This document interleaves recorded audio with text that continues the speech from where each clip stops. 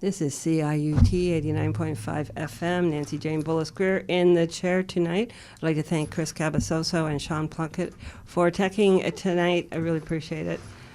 Always a great job they do, and so it's good to be here in the chair, and I'm very honored to have in the studio Barry Brown, and I will just introduce him to you if you're not familiar with him. Barry Brown is a Pulitzer Prize-nominated Canadian journalist. He has written more than 3,000 articles for 120 news organizations worldwide, including the New York Times, Washington Times, Los Angeles Times, San Francisco Chronicle, Dallas Morning News, Newsday, Miami Herald, Chicago Tribune, and on it goes. Oh, and the Toronto Star, and Canadian Business, and so lots and lots and lots. So very happy to have Barry Brown in the studio, and he is here with his book called Humanity, The World Before Religion, War, and Inequality, and it's published by Tellwell. So welcome to the studio. Thanks for having me. It's wonderful to be here. Oh, great. So this book, I guess where to start with it is kind of, well, it kind of sets up, you start way back about when the world was young. When the world was young and everybody was playing and nobody was fighting. And well, actually, it's very simple. This book is rather radical and somewhat revolutionary in the fact that it's the first book to look at human history as a two-part story. As you know, the book starts off by citing Scientific American and other journals, noting the fact that there's no evidence of organized human war anywhere on Earth before about 6,000 years ago. None, zero, anywhere. Individual and rare murders, yeah, but no group-on-group warfare. But as far as organized... Yeah, organized group warfare, there just isn't any.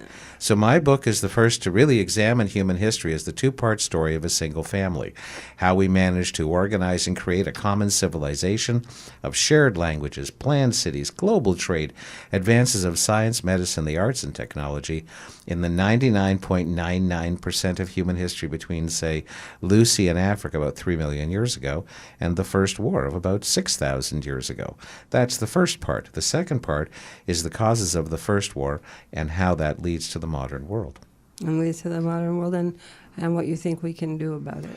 Yeah, I mean, because really, actually, if people read the book, what they will realize is that really, if you take away all the weapons and everything, we just default back to where we started, which is a group of friendly traders.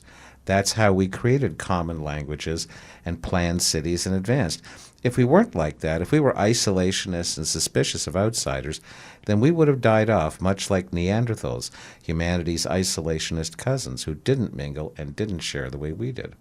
You talk about that in the beginning, how you have the migrations of the civilizations coming together to, I guess, for mutual benefit. And you talk about the tools that they have discovered from that time, and there aren't any weapons.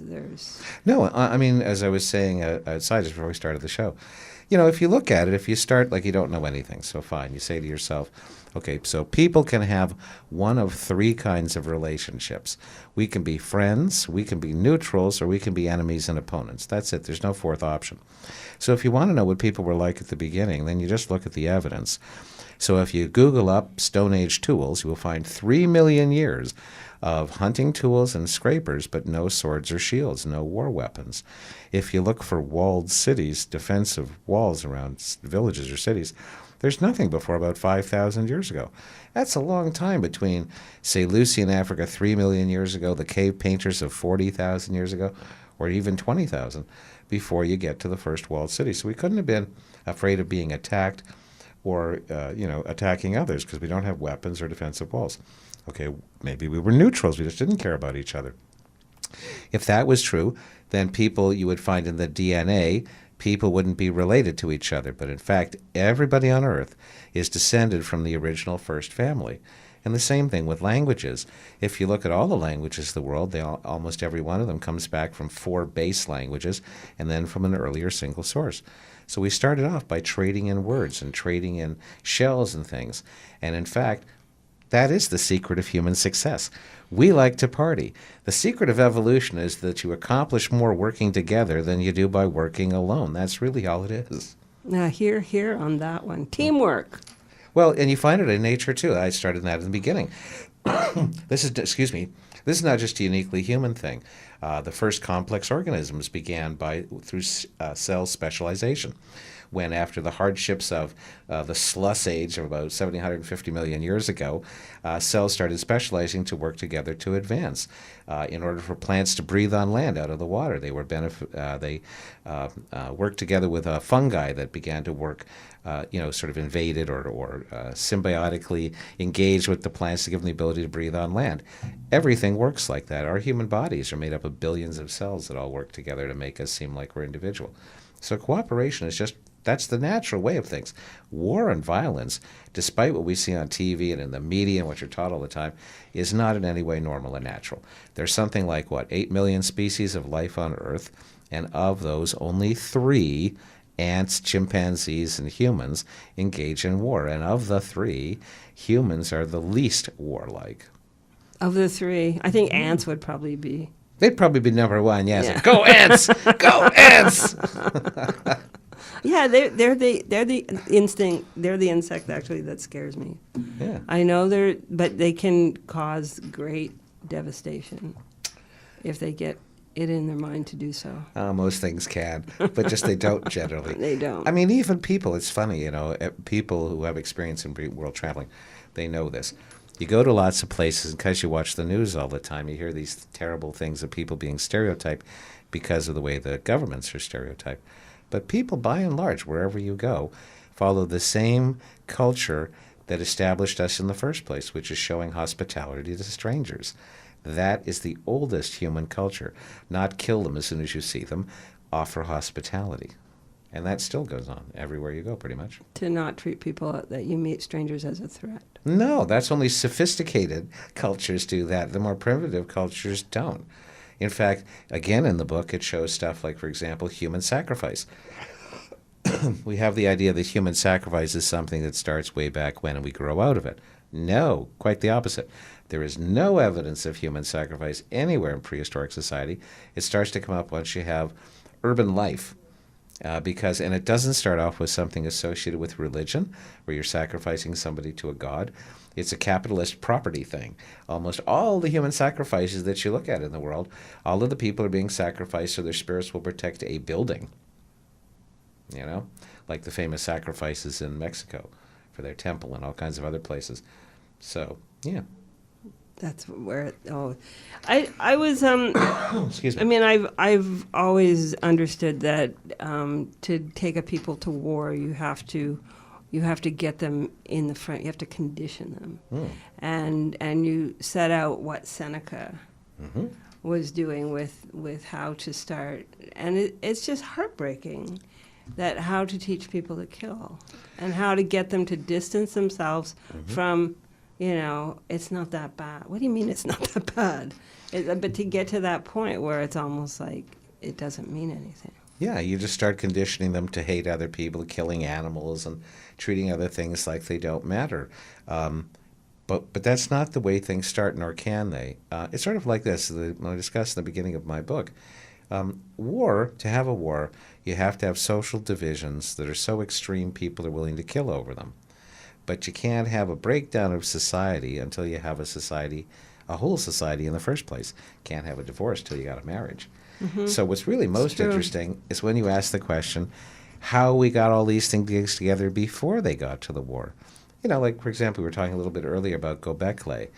So there's a place in Turkey that most people have never heard of, called Göbekli. The university. The University of class of 10,000 BC. Now, this place is like much older, thousands of years before Stonehenge. That's a trivia question, actually. Yeah. In what country is the first university? First university.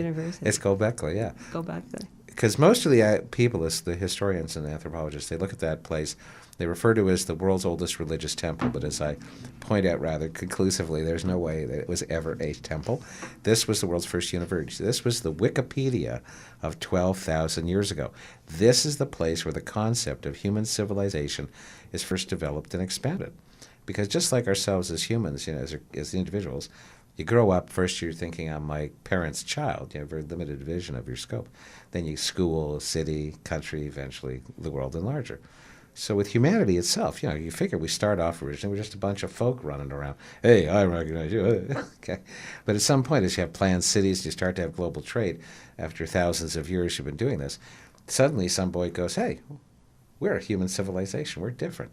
And so you have this place where people start to gather and share knowledge as the world's first networking site.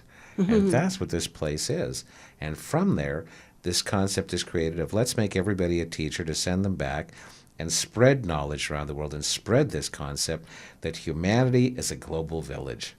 And it starts 10,000 years ago. This is not new. It's not new, and, No. and it's very, very encouraging, and hopefully we can get more of that and less war, but I don't know. Well, It's going to happen overnight. Well, for the people who are listening out there, I'm looking to develop some documentary series if people want to help with that, or I'm looking to do some more talks, different places here at the university and other places if they want to help that, and developing podcasts. So anybody who'd like to get involved in this, know more about the book, because, we're at a time now in society where there's so many social divisions, and there's so many leaders who talk about division, but are fixated on everybody's got to have a brand. You're not an individual anymore. You're just a brand. You're a white person. You're a religious person. You're non-religious, this and that. But you're not. We're individuals. We're all individuals. We're not all the same. We're not all different. But everybody is the same and different, because we have to be. If everything didn't have qualities that were the same, nothing could communicate. And Right, exactly. Right? And if things didn't have qualities that were different, there'd be nothing to learn. So everything always is the same and different. So yeah, if they can get in touch with you, or they can email me at barry17@Rogers, or they can give me a call at 416-778-8606. Do you have a website?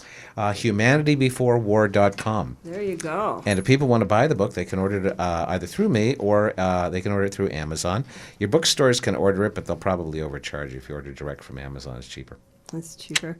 So the book is, this must have taken an awful lot of research. You've got maps of the world over time. You've got a lot of images throughout the book. And 150. 150. So how did you go about doing that? Did you just Relentless research. relentless research? Yeah, and also I had several challenges. The two main ones were when I'd come to realize two key things that were the pivot points of my book. One, that there was a world before war, and so I had to look at how humanity, sort of got its act together before the war, which, seems rather daunting, but, humanity's been around, say, for 3 million years. For 2.9, we didn't do very much. You can sort of go fast forward. Then it gets a little more difficult.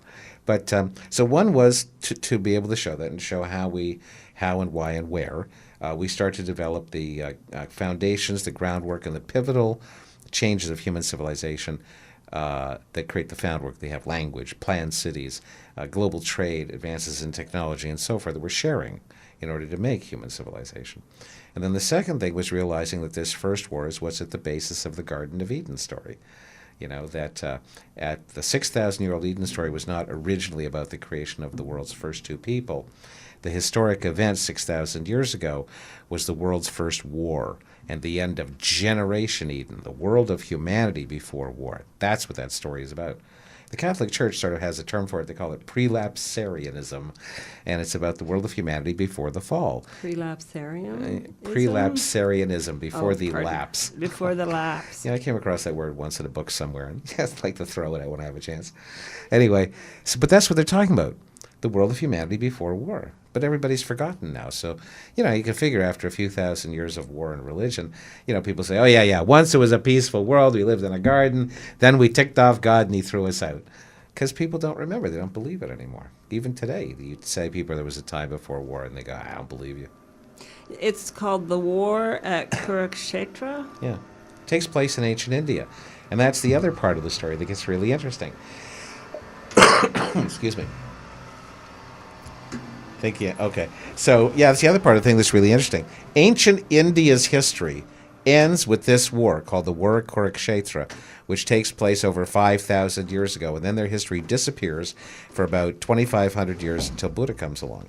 And what it turns out, having done the history and the genetic trail, is that the beginning of the Hebrew Bible, with the war with the downfall of Eden, which is about the war, is the continuation of the same story and the same family. The genetic trail between the royal family of ancient India called the Yadavas, who participate in the war that brings down humanity's first civilization.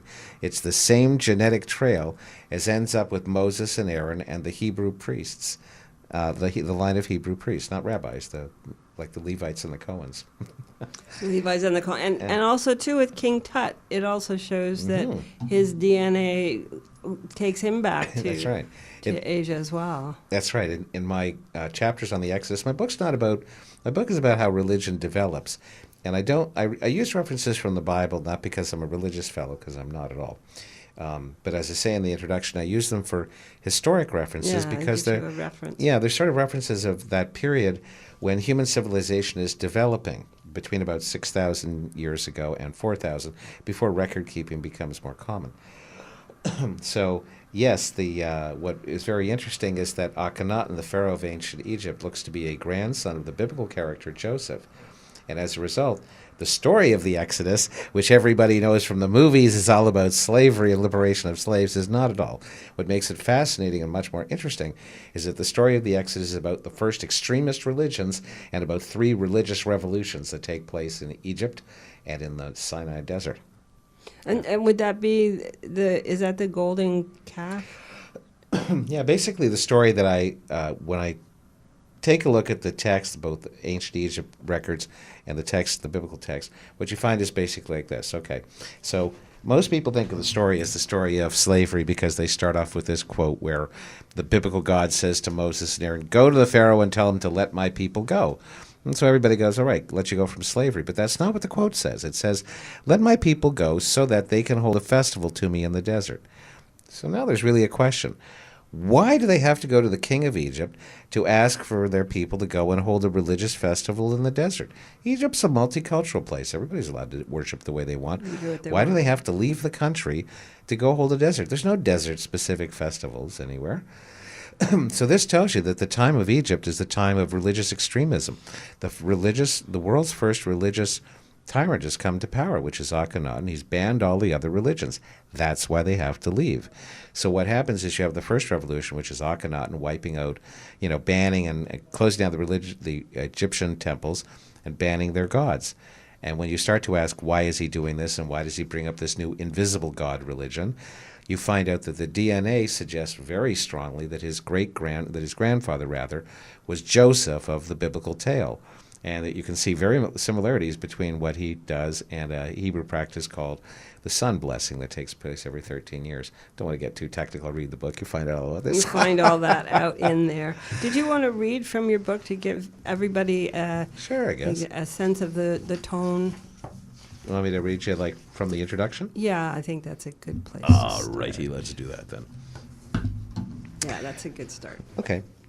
Recent articles in Scientific American and other journals have noted there is no evidence of war between human communities anywhere on Earth before about 6,000 years ago. Even though individuals and small groups have killed other people from time to time, in the long stretch of human history, even those local incidents of murder and lethal violence were extremely rare until recently. The story of humanity begins 3 million years ago in Africa with the first upright walking, tool-using human ancestor called Lucy. Since that beginning, more than 99.99% of human history is the story of how people populated the planet, created languages and planned cities, established global trade and advanced science, technology, and the arts in a world before war. Less than 0.01% of humanity's history has taken place in the last 6,000 years since the invention and spread of military violence. Contrary to popular belief, humans are not born with a war gene. So when and where was that first war? War is the result of social divisions so extreme that people are willing to kill over them. Yet global human civilization could only have developed and spread through cooperation, the exchange of words to create a common language, and other friendly trade. When and where did those divisions between people first begin, and how was humanity changed by that first war? To understand what happened in the distant past and how people arrived in the modern world, the journey must begin by asking, what made us human?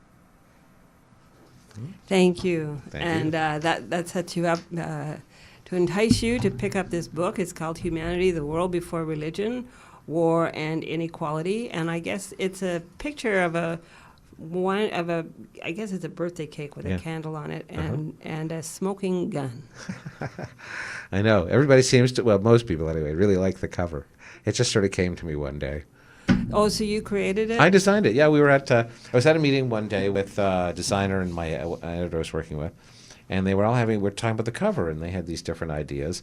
And I sort of went, what about a candle with a gun blowing off? What about a birthday cake with a gun blowing the candle out? So the next day we met at this cafe, and the artist brought a bunch of pencil sketches with the different ideas, including that one. The waitress came over, and without it saying anything, just said, here are some pictures. What do you like the best? She immediately pointed to that one. I went, that's what's good enough for me. There you go. We did some research, and it's a great cover. Thanks. So tell Well Publishing. How did you come about publishing with them? Well, they're a self-publishing outfit. It's funny because I'm a journalist. My background is journalism, not academic.